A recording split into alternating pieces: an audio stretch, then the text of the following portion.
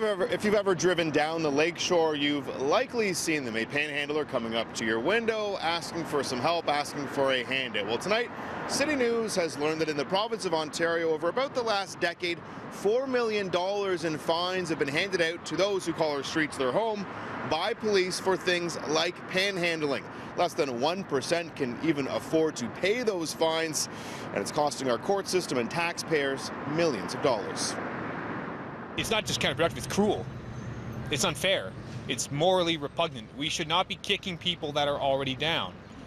That's a basic norm of Canadian society. We witnessed one man who calls Toronto streets his home getting a ticket today for panhandling. Do you feel like it's counterproductive?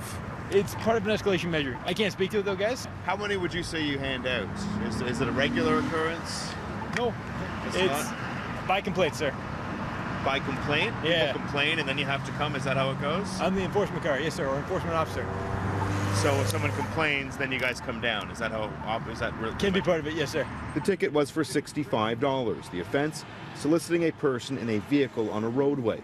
In the few years he's been living on the street, Raymond Martin says he's received approximately 56 tickets for a total of more than $3,600. It adds up. There's no possible way I can pay that. And sometimes you have to go to court? Yes.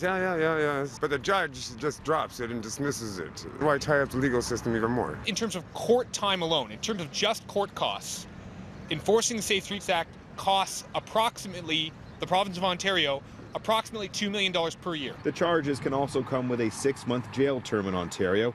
Many of the fines stem from the Mike Harris government's 1999 Safe Streets Act. Its legislation many are calling to be repealed.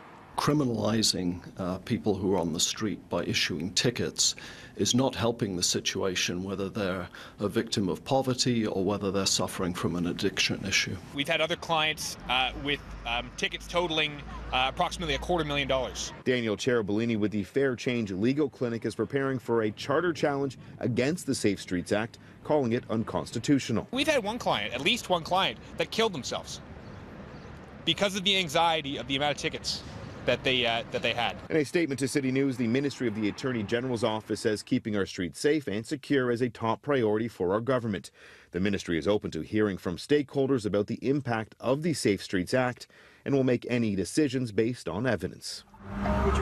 For Raymond Martin, he understands a charge or fine may be needed if someone is panhandling in an aggressive manner, but for him, asking for a handout could mean the difference between life and death. To live, survive and live.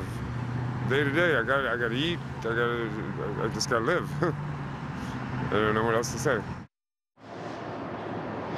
Now, we did speak briefly with Toronto Police Communications today. They told me they're simply enforcing the law and that officers can use their own discretion on a case-by-case basis.